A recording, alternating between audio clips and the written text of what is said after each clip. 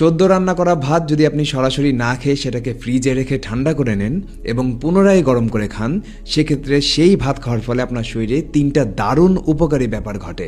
যে কোনো প্রকার চাউলকে যখন রান্না করার জন্য সেটাকে আমরা গরম পানিতে ফোটাই, তখন সেই চাউলের ভিতরে যে কার্বোহাইড্রেট ও স্টার্চের মলিকিউল থাকে সেটা একটা জেলির মতো আঠালো পদার্থে রূপান্তর হয়ে যায়, যেটাকে বলা হয় জেলাটিনাইজেশন।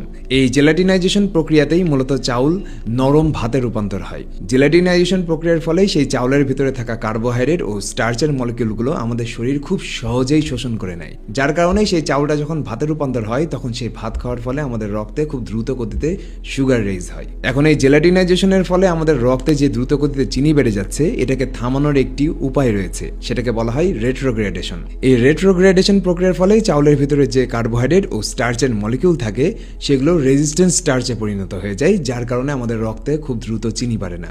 আর এই প্রক্রিয়াটি তখন ঘটে যখন আমরা গরম ভাতকে সরাসরি না খেয়ে সেটাকে ফ্রিজে স্টোর করে রাখি 4 ডিগ্রি সেলসিয়াস বা তার নিচের তাপমাত্রায়।